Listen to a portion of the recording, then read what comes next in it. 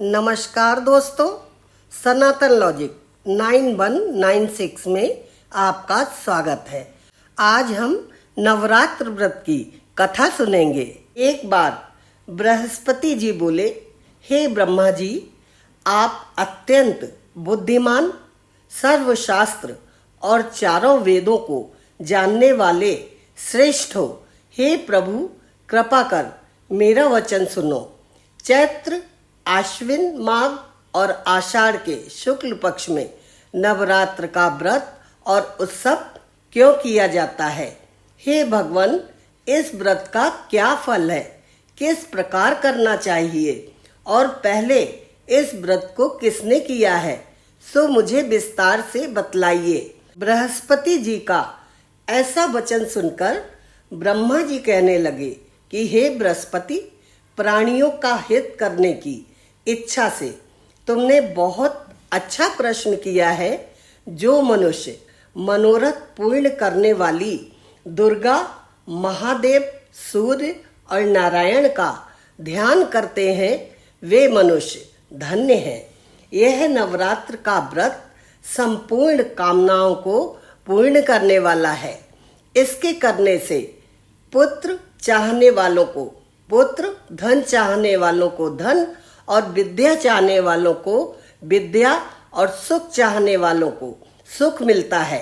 इस व्रत के करने से रोगी मनुष्य का रोग दूर हो जाता है और कारागार में बंद हुआ मनुष्य बंधन से छूट जाता है। मनुष्य की समस्त विपत्तियां दूर हो जाती हैं और उसके घर में संपूर्ण संपत्तियां आकर उपस्थित हो जाती हैं। वंध्या और काक वंध्या के इस व्रत के करने से पुत्र पैदा हो जाता है। समस्त पापों को दूर करने वाले इस व्रत के करने से ऐसा कौन सा मनोरथ है जो सिद्ध नहीं हो सकता है? जो प्राणी इस अलभ्य मनुष्य देह को पाकर भी नवरात्र का व्रत नहीं करता है, वह माता और पिता से हीन हो जाता है। अर्थात उसके माता पिता संसार में नहीं रहते हैं और अनेक दुखों को भोगता है। उसके शरीर में कुष्ठ हो जाता है और अंगहीन हो जाता है। उसकी संतानोत्पत्ति नहीं होती। इस प्रकार वह मूर्ख अनेक दुख भोगता है। इस व्रत को न करने वाला निर्दयी मनुष्य धन और धान्य से रहित होकर भूख और प्यास के मारे पृथ्वी पर घूमता फिरता है और गूंगा हो जाता है। जो सधवा स्त्री भूल से इस व्रत को नहीं करती हैं, वह पतिहीन होकर नाना प्रकार के दुखों को भोगती हैं। यदि व्रत करने वाला मनुष्य सारे दिन का उपवास न कर सके तो एक समय भोजन करे और उस दिन बंधु बांधवों सहित नवरात्र व्रत की कथा का श्रवण करे। हे बृहस्पति, जिसने पहले इस महाव्रत को किया, उसका पवित्र इतिहास मैं तुम्हें सुनाता हूँ। तुम ध्यान से सुनो। इस प्रकार ब्रह्मा जी का वचन सुनकर बृहस्पति जी बोले, हे ब्रह्मा, मनुष्यों का कल्याण करने वाले इस व्रत को कहो, मैं ध्यान से सुनूंगा। आपकी शरण आए हुए मुझ पर कृपा करो। ब्रह्मा जी बोले, पीठत मनोहर नगर में एक अनाथ नाम का ब्राह्मण रहता था। वह भगवती दुर्गा का भक्त था। उसके संपूर्ण सद्गुणों से युक्त मानो ब्रह्मा की सबसे पहली रचना हो ऐसी यथार्थ नाम वाली सुमति नाम की एक अत्यंत सुंदर पुत्री पैदा हुई। वह कन्या सुमति अपने पिता के घर बालकपन में अपनी सहेलियों के साथ क्रीड़ा करती हुई इस प्रकार बढ़ने लगी कि जैसे शुक्ल पक्ष की कला बढ़ती है। उसका पिता प्रतिदिन जब दुर्गा की पूजा और होम किया करता, उस समय भी नियम से वहां उपस्थित रहती थी। एक दिन वह सुमति अपनी सखियों के साथ खेलने लग गई और भगवती के पूजन में उपस्थित नहीं हुई। उसके पिता को पुत्री की ऐसी असावधानी देखकर क्रोध आया और पुत्री से कहने लगे कि हे दुष्ट पुत्री, आज प्रभात से तूने भगवती का पूजन नहीं किया, इस कारण मैं किसी कुष्ठी और दरिद्री मनुष्य से तुम्हारा विवाह कर दूंगा। इस प्रकार कुपित पिता का वचन सुनकर सुमति को बड़ा दुख हुआ और पिता से कहने लगी, हे पिताजी, मैं आपकी कन्या हूँ, मैं सब तरह से आपके अधीन हूँ, जैसी आपकी इच्छा हो मेरा विवाह कर सकते हैं, पर होगा वही जो मेरे भाग्य में लिखा है। मेरा तो इस पर पूर्ण विश्वास है। मनुष्य न जाने कितने मनोरथों का चिंतन करता है, पर होता वही है जो भाग्य में विधाता ने लिखा है। जो जैसा कार्य करता है उसको फल भी उसी कर्म के अनुसार मिलता है, क्योंकि कर्म करना मनुष्य के अधीन है, पर फल दैव के अधीन है। जैसे अग्नि में पड़े हुए तृणादि उसको अधिक प्रदीप्त कर देते हैं, उसी प्रकार अपनी कन्या के ऐसे निर्भयता से कहे हुए वचन सुनकर उस ब्राह्मण को और अधिक क्रोध आया। तब उसने अपनी कन्या का विवाह एक कुष्ठी के साथ कर दिया और अत्यंत क्रुद्ध होकर पुत्री से कहने लगा, जाओ जाओ, जल्दी जाओ और अपने कर्म का फल भोगो। देखें भला भाग्य के भरोसे रहकर क्या करती हो। इस प्रकार से कहे हुए पिता के कटु वचन को सुनकर सुमति मन में विचार करने लगी कि अहो, मेरा बड़ा दुर्भाग्य है जिससे मुझे ऐसा पति मिला। इस तरह अपने दुख का विचार करती हुई वह सुमति अपने पति के साथ वन में चली गई और भयावने कुशायुक्त उस स्थान पर उन्होंने वह रात बड़े कष्ट से व्यतीत की। उस गरीब बालिका की ऐसी दशा देखकर भगवती पूर्व पुण्य के प्रभाव से प्रकट होकर सुमति से कहने लगी कि हे दीन ब्राह्मणी, मैं तुम पर प्रसन्न हूँ। तुम जो चाहो सो वरदान मांग सकती हो। मैं प्रसन्न होने पर मन वांछित फल देने वाली हूँ। इस प्रकार भगवती दुर्गा का वचन सुनकर ब्राह्मणी कहने लगी कि आप कौन हैं जो मुझ पर प्रसन्न हुई हैं? यह सब मुझसे कहो और अपनी कृपा दृष्टि से मुझ दीन दासी को कृतार्थ करो। ऐसा ब्राह्मणी का वचन सुनकर देवी कहने लगी कि मैं आदि शक्ति हूँ और मैं ही ब्रह्म विद्या और सरस्वती हूँ। मैं प्रसन्न होने पर प्राणियों का दुख दूर कर उनको सुख प्रदान करती हूँ। हे ब्राह्मणी, मैं तुझ पर तेरे पूर्व जन्म के पुण्य के प्रताप से प्रसन्न हूँ। तुम्हारे पूर्व जन्म का वृत्तांत सुनाती हूँ, सुनो। तुम पूर्व जन्म में निषाद की स्त्री थी और अति पवित्रता से देवी का पाठ करती थी। एक दिन तेरे पति निषाद ने चोरी की। चोरी करने के कारण तुम दोनों को सिपाहियों ने पकड़ लिया और ले जाकर जेल खाने में कैद कर दिया। उन लोगों ने तुझे और तेरे पति को भोजन भी नहीं दिया। इस प्रकार नवरात्र के दिनों में तुमने ना तो कुछ खाया और ना जल ही पिया, इसलिए 9 दिन तक नवरात्र का व्रत हो गया। हे ब्राह्मणी, उन दिनों में जो व्रत हुआ, उस व्रत के प्रभाव से प्रसन्न होकर मैं तुम्हें मन वांछित फल दे रही हूँ। तुम्हारी जो इच्छा हो सो मांगो। इस प्रकार दुर्गा के दिए वचन सुनकर ब्राह्मणी बोली कि मैं आपको प्रणाम करती हूँ। कृपा कर मेरे पति के कोढ़ को दूर करो। देवी कहने लगी कि उन दिनों में जो तुमने व्रत किया, उस व्रत के एक दिन का पुण्य अपने पति का कोढ़ दूर करने को अर्पण करो।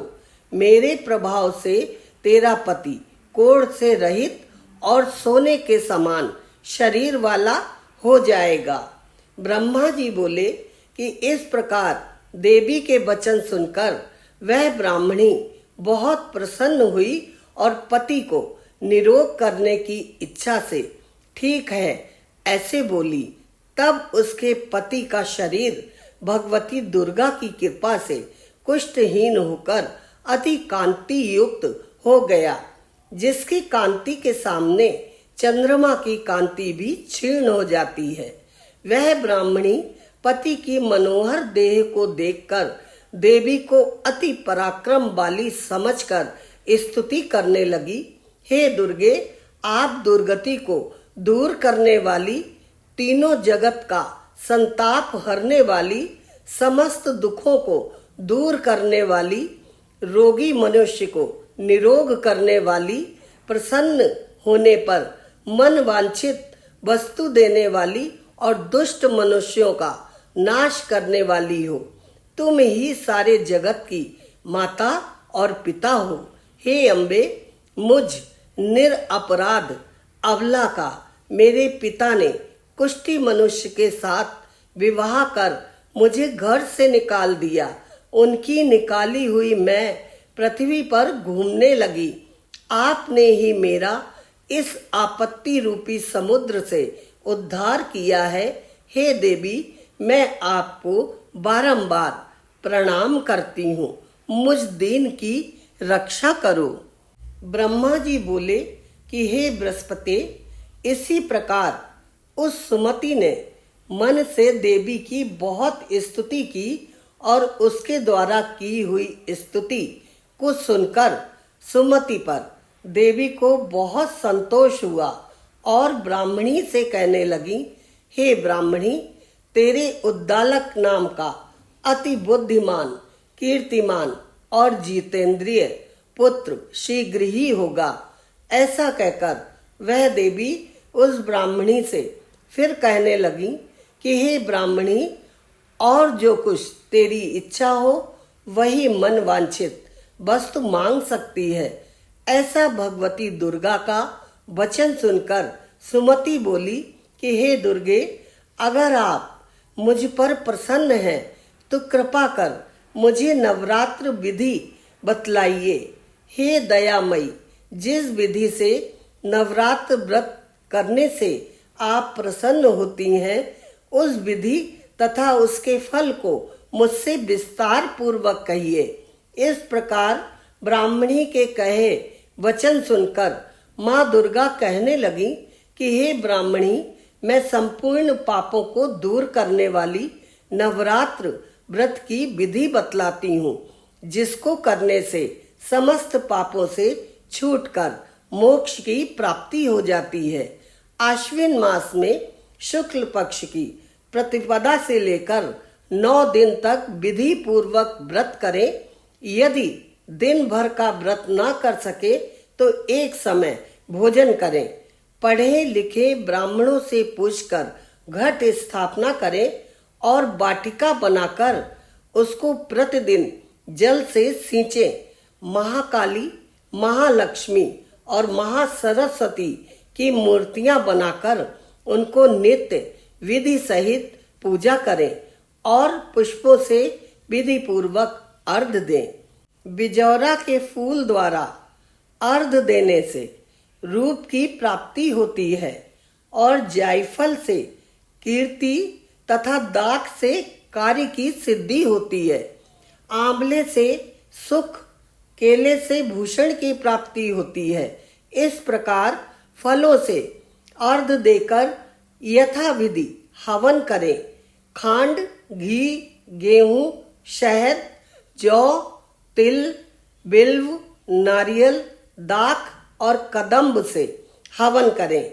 गेहूं से होम करने से लक्ष्मी की प्राप्ति होती है। खीर तथा चंपा के पुष्पों से धन और पत्तों से तेज एवं सुख की प्राप्ति होती है। आंवले से कीर्ति और केले से पुत्र होते हैं। कमल से राज सम्मान और दाखों से सुख और संपत्ति की प्राप्ति होती है। खांड, घी, नारियल, शहद, जौ और तिल, इनसे तथा फलों से होम करने से मन वांछित वस्तु की प्राप्ति होती है। व्रत करने वाला मनुष्य इस विधान से होम कर आचार्य को अत्यंत नम्रता के साथ प्रणाम करे और यज्ञ की सिद्धि के लिए उसे दक्षिणा दे। इस महाव्रत को पहले बताई हुई विधि के अनुसार जो करता है उसके सब मनोरथ पूर्ण हो जाते हैं। इसमें तनिक भी संशय नहीं है। इन 9 दिनों में जो कुछ दान आदि दिया जाता है उसका करोड़ों गुना फल मिलता है। इस नवरात्र का व्रत करने से ही अश्वमेध यज्ञ का फल मिलता है। हे ब्राह्मणी, इस संपूर्ण कामनाओं को पूर्ण करने वाले उत्तम व्रत को तीर्थ, मंदिर अथवा घर में ही विधि के अनुसार करें। ब्रह्मा जी बोले, हे बृहस्पति, इस प्रकार ब्राह्मणी को व्रत की विधि और फल बतलाकर देवी अंतर ध्यान हो गईं। जो पुरुष या स्त्री इस व्रत को भक्ति पूर्वक करता है वह इस लोक में सुख पाकर अंत में दुर्लभ मोक्ष को प्राप्त करता है। हे बृहस्पति, यह दुर्लभ व्रत का महात्म मैंने तुम्हारे लिए बतलाया है। ऐसे ब्रह्मा जी के वचन सुनकर बृहस्पति जी आनंद के कारण रोमांचित हो गए और ब्रह्मा जी से कहने लगे कि हे ब्रह्मन, आपने मुझ पर अति कृपा की जो अमृत के समान इस नवरात्र व्रत का महात्म सुनाया। हे प्रभु, आपके बिना और कौन इस महात्म को सुना सकता है। ऐसे बृहस्पति जी के वचन सुनकर ब्रह्मा जी बोले, हे बृहस्पति, तुमने सब प्राणियों का हित करने वाले इस अलौकिक व्रत को पूछा, इसलिए तुम धन्य हो। यह भगवती शक्ति संपूर्ण लोकों की पालन करने वाली है। इस महादेवी के प्रभाव को कौन जान सकता है। बोलो दुर्गा मैया की जय। सर्व मंगल मांगल्ये शिवे सर्वार्थ साधके शरण्ये त्र्यंबके गौरी नारायणी नमस्तुते। दोस्तों, आज के वीडियो में बस इतना ही। शीघ्र ही मिलेंगे एक और नई कथा लेकर। राधे राधे।